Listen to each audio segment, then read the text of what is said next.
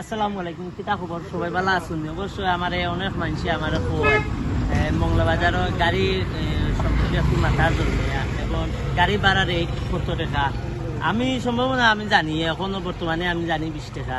তারা এই 2 দিন জানি তারা গাড়ি রেট ভাড়া বাড়াইছে 10 টাকা করে।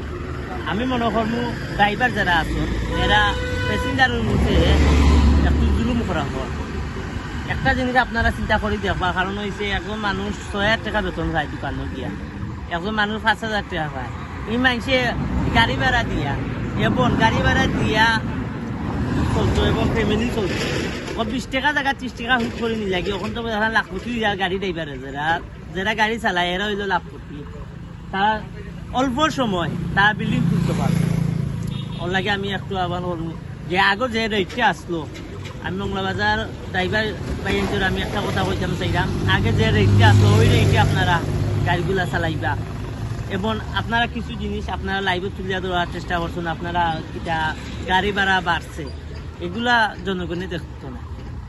কারণ এগুলো ফিস করা হইলো 20 টাকা, 20 টাকা আপনারা দেওয়া করবা। কারণ হয়েছে আমরা অনেক সময় আমরা 5 টাকা দিয়েও গেছি টাউনে এবং আমরা 10 টাকা দিয়ে গেছি, 10 টাকা দিয়ে অনেক দিন গেছি, 15 টাকাও গেছি। এখন আসুন তো 20 টাকা এখন হুট করি আপনারা নিজে গিয়া 20 টাকা দিতে আমরা মানা যান না এবং জনগণেও চান না। আপনারা বিশেষ করে 20 টাকা গাড়ি ভাড়া দিবা আর বালা থাবা আল্লাহ।